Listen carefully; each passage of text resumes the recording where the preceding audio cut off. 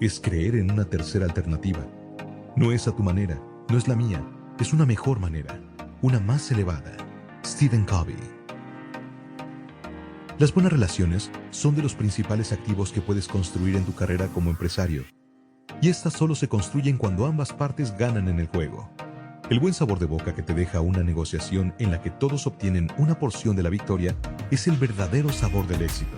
Por el contrario, si intentas sacar ventaja de tu contraparte de una forma dolosa, simplemente estás cerrando las puertas a futuras oportunidades.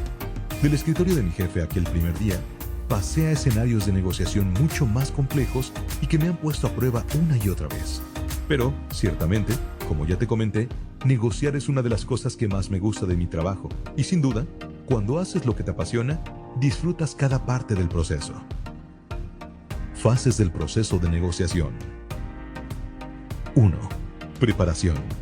Si no te preparas, no tendrás los resultados que esperas. La preparación te llevará a automatizar conductas y respuestas que te harán destacar como negociador. 2. Exploración. Investigar a tu contraparte, porque solo así descubrirás lo que realmente necesita y podrás hacer propuestas de valor. 3. Propuesta. Deja que tu contraparte la haga primero. Si es necesario, vete al otro extremo y ve moldeando el camino para conseguir tu objetivo final, llegando a un punto medio. 4. Intercambio. Si escuchaste con atención en las fases anteriores, llegarás a este nivel con mucha más seguridad. En esta fase debes escuchar antes que ofrecer. 5. Cierre. Hazlo con elegancia. Ofrece concretar rápido el acuerdo y que un apretón de manos sea más que suficiente. Convertirte en un buen negociador no es una opción, es una de las misiones más importantes que tendrás que desarrollar en tu vida.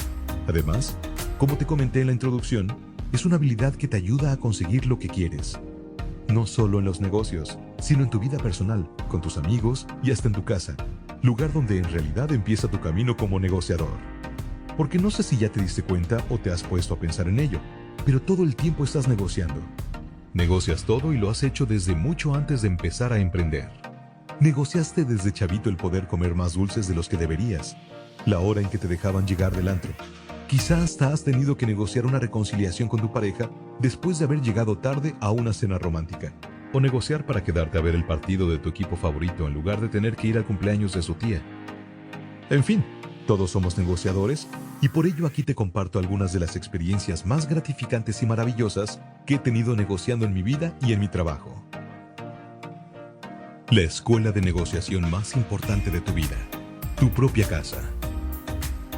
La primera persona con una habilidad de cinta negra para negociar que conocí en mi vida es mi madre.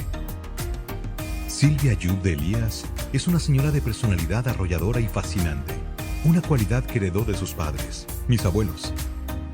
Ella es de carácter muy fuerte, por lo que muchas veces me llevé mis buenas regañadas, pero también tuvo ese carisma e inteligencia para educarme a veces con disciplina y mano dura, y otras siendo la mujer más amorosa, cariñosa y tierna. En unas ocasiones negociaba de buenas, utilizando el gran don que tiene de la palabra, y en otras simplemente negociaba con la mirada. Y con esto me refiero a la mirada, ya sabes, esa en donde paradójicamente en realidad no hay ningún espacio para la negociación. Su decisión ya estaba tomada y había que acatarla. Pero si algo aprendí de tanto negociar con mi madre, para sacar permisos, para intentar alivianar castigos o para restarle importancia a las calificaciones, es que la mejor forma de negociar siempre es por las buenas. El que se enoja, pierde. Así que nunca vas a conseguir nada intentando negociar por las malas. Poco a poco empecé a conocerla más y más en el terreno de la negociación y empecé a desarrollar estrategias para negociar con ella. Según su nivel de enojo, implementaba la acción que potencialmente me daría las mayores probabilidades de éxito. Y este es uno de mis mandamientos indispensables como negociador. Identificar las fortalezas y debilidades de tu contraparte, pero también las tuyas.